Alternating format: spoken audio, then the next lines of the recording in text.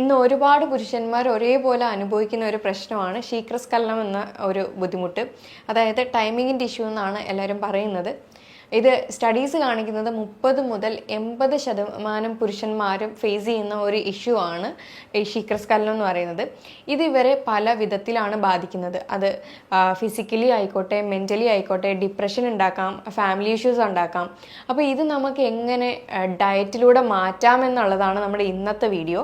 എൻ്റെ പേര് doctor Sandra Ajith, medical officer, Prana natural centre, കൊല്ലം.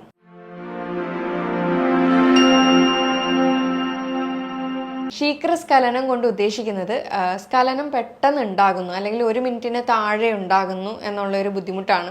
ഇത് പല ആൾക്കാരും ടൈമിങ്ങിൻ്റെ ഇഷ്യൂ എന്നാണ് അറിയപ്പെടുന്നത്. ഇത് ഫിസിക്കലി മെൻ്റലി ഒക്കെ ഒരുപാട് ബുദ്ധിമുട്ടുകൾ ആളുകളിൽ ഉണ്ടാക്കുന്നുണ്ട്. ഫാമിലി ഇഷ്യൂസ്, ഡിപ്രഷൻ, അതേപോലെ സെൽഫ് എസ്റ്റീമിനെ തന്നെ ഇത് ബാധിക്കുന്നു. ഇത് പറയാണ്ട് ഒരുപാട് നാളുകൾ ഇത് കൊണ്ട് നടക്കുന്ന ഒരുപാട് പുരുഷന്മാർ നമുക്കിടയിലുണ്ട്. അപ്പോൾ ഇവർക്കിത് പറയാനോ അല്ലെങ്കിൽ അതിനൊരു ട്രീറ്റ്മെൻറ്റ് എങ്ങനെ എടുക്കണം എന്നറിയാണ്ട് ഒരുപാട് ആളുകളുണ്ട്. അപ്പോൾ ഇതിനെങ്ങനെയാണ് നമ്മൾ ഇന്ന് ഡയറ്റിനകത്തൂടെ കൺട്രോൾ ചെയ്യാൻ പറ്റുമോ എന്നുള്ള കാര്യങ്ങളാണ് നമ്മുടെ ഇന്നത്തെ വീഡിയോയിലൂടെ പറയുന്നത്. ഇത് ആദ്യം കണ്ടുപിടിക്കേണ്ടത് എന്ത് കാരണത്താലാണ് ഈ പറയുന്ന ശീഘ്രസ്ഖലനം ഉണ്ടാവുന്നു എന്നുള്ളതാണ്.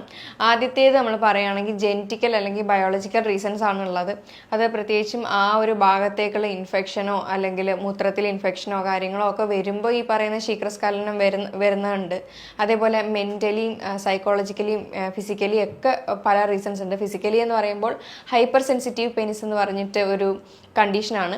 അതായത് പെട്ടെന്ന് ആ ഒരു സെൻസിറ്റിവിറ്റി കയറുമ്പോഴത്തേക്കും ആ സ്ഖലനം പെട്ടെന്ന് സംഭവിക്കുന്ന ഒരു അവസ്ഥയാണ്.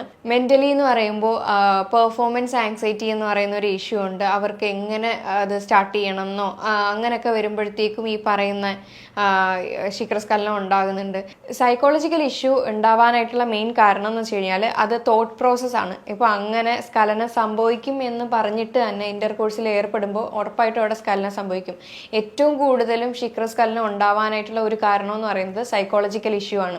അപ്പോൾ ഇത് ട്രീറ്റ് ചെയ്യാനും വളരെ എളുപ്പമാണ്. അത് നമുക്ക് കൗൺസിലിങ്ങും കാര്യങ്ങളും ഒക്കെ തന്നെയും അത് സെപ്പറേറ്റ് അവൈലബിൾ ആണ്.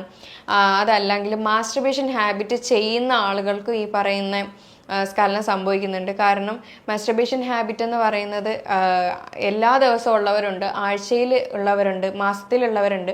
അപ്പോൾ ഈ അധികമായിട്ട് ചെയ്യുന്ന ആളുകളിൽ ഈ പറയുന്ന ശീഘ്രസ്ഖലനം കാണുന്നുണ്ട്. കാരണം മാസ്റ്റർബേഷൻ ഹാബിറ്റ് എന്ന് പറയുന്നത് ആ ഒരു ഇത് ചെയ്തു തുടങ്ങുമ്പോഴത്തേക്ക് അവർക്ക് എൻഡ് റിസൾട്ട് പെട്ടെന്ന് കിട്ടാൻ വേണ്ടിയിട്ടുള്ള ഒരു തിടുക്കത്തിലായിരിക്കും. അപ്പോൾ അങ്ങനെ വരുമ്പോഴത്തേക്കും സ്ഖലനം സംഭവിക്കുന്നുണ്ട്. അപ്പോൾ അത് ഇൻ്റർകോഴ്സിൻ്റെ ടൈമിൽ പോകുമ്പോഴും ബോഡി അത് ട്രെയിനായി ഓൾറെഡി ഇരിക്കുകയാണ്. അപ്പോൾ അങ്ങനെ സ്ഖലനം സംഭവിക്കാനായിട്ടുള്ള കാര്യങ്ങളാണ്.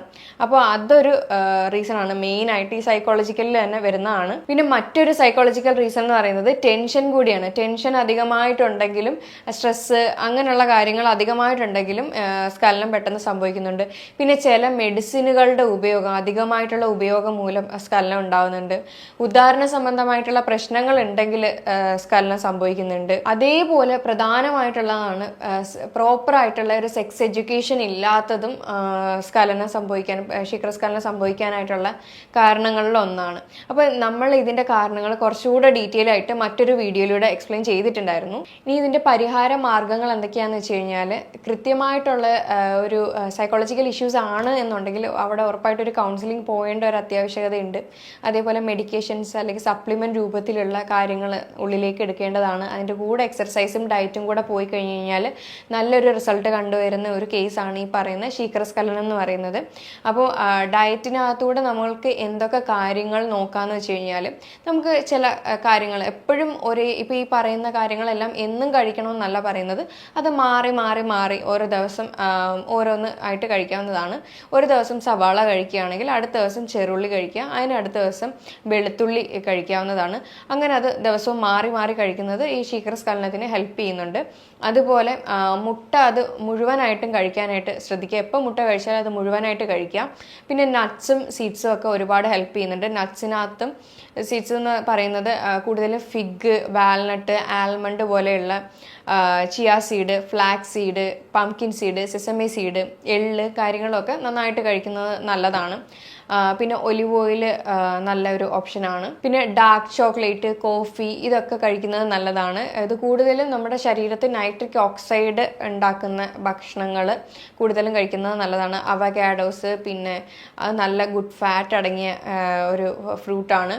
അതുപോലെ തന്നെ നമുക്ക് കൂടുതലും നൈട്രിക് ഓക്സൈഡ് അടങ്ങിയ ബീട്രൂട്ട്, പൊമഗ്രാനൈറ്റ്, വാട്ടർമെലൺ ഇതൊക്കെ കഴിക്കുന്നത് നല്ലതാണ്. പിന്നെ ആഷ് ഗോഡ് ജ്യൂസ് കഴിക്കുന്നത് നല്ലതാണ്. ലെമൺ, ജിഞ്ചർ ഇതെല്ലാം തന്നെയും നന്നായിട്ട് ഹെൽപ്പ് ചെയ്യുന്ന ഒന്നാണ്. ഫെനുഗ്രീക്ക് സീഡ്സ് ഹെൽപ്പ് ചെയ്യുന്ന ഒന്നാണ്. അശ്വഗന്ധ നമ്മളെ ഈ പറയുന്ന ബുദ്ധിമുട്ടിനെ ഹെൽപ്പ് ചെയ്യുന്ന ഒന്നാണ്. പിന്നെ വെജിറ്റബിൾസിൽ നോക്കുകയാണെങ്കിൽ കൂടുതലും ഇലവർഗ്ഗങ്ങൾ അടങ്ങിയ ഭക്ഷണങ്ങൾ കഴിക്കാം. ചീര, മുരിങ്ങയില, അതുപോലെ സ്വർണ്ണച്ചീര, അങ്ങനെയുള്ള പലതും നമുക്ക് കഴിക്കാവുന്നതാണ്. പിന്നെ നോൺ വെജിനകത്ത് വരികയാണെങ്കിൽ മുട്ട, ചെറു മത്സ്യങ്ങളെല്ലാം കഴിക്കാം. പിന്നെ മട്ടൺ സൂപ്പ് കഴിക്കാം. മത്തിയുടെ ഭക്ഷണങ്ങൾ കഴിക്കാം. അതായത് ചെറു മത്സ്യങ്ങളിൽ വരുന്നതാണ്. മത്തിയൊക്കെ ഒരുപാട് നന്നായിട്ട് ഹെൽപ്പ് ചെയ്യുന്ന ഒന്നാണ്. അതേപോലെ വെണ്ടയ്ക്ക സൂപ്പും കാര്യങ്ങളും ഒക്കെ നമുക്ക് കഴിക്കാവുന്നതാണ്. ഫ്രൂട്ട്സിനകത്ത് നോക്കുകയാണെങ്കിൽ നമുക്ക് അവകാഡോ കഴിക്കാവുന്നതാണ്. ഇത് നല്ല ഗുഡ് ഫാറ്റ് അടങ്ങിയ ഒന്നാണ്.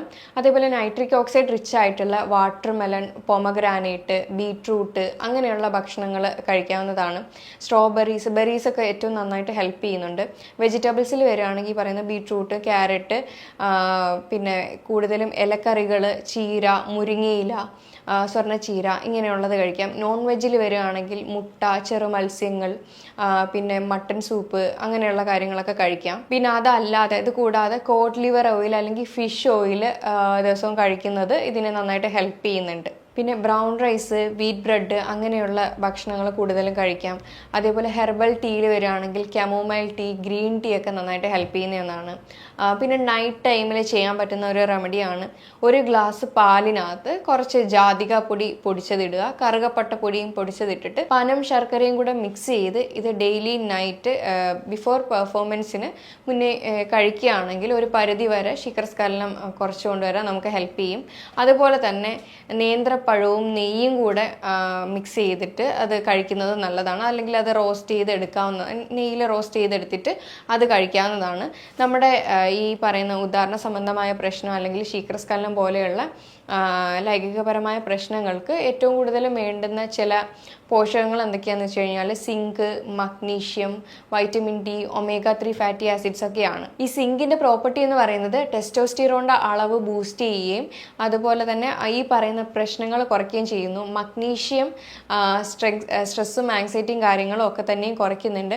അതേപോലെ വൈറ്റമിൻ ഡി ആണെങ്കിലും ടെസ്റ്റോസ്റ്റിറോണിൻ്റെ അളവ് ബൂസ്റ്റ് ചെയ്യാനായിട്ട് ഹെൽപ്പ് ചെയ്യുന്നുണ്ട്. ടെസ്റ്റോസ്റ്റിറോൺ എന്ന് പറയുന്നത് മെയിൽ ഹോർമോൺ ആയിട്ടുള്ള ഒന്നാണ്. ഇപ്പോൾ ഇതിൻ്റെ കുറവ് മൂലവും ശീഘ്രസ്ഖലന പ്രശ്നങ്ങൾ ഉണ്ടാവുന്നുണ്ട്.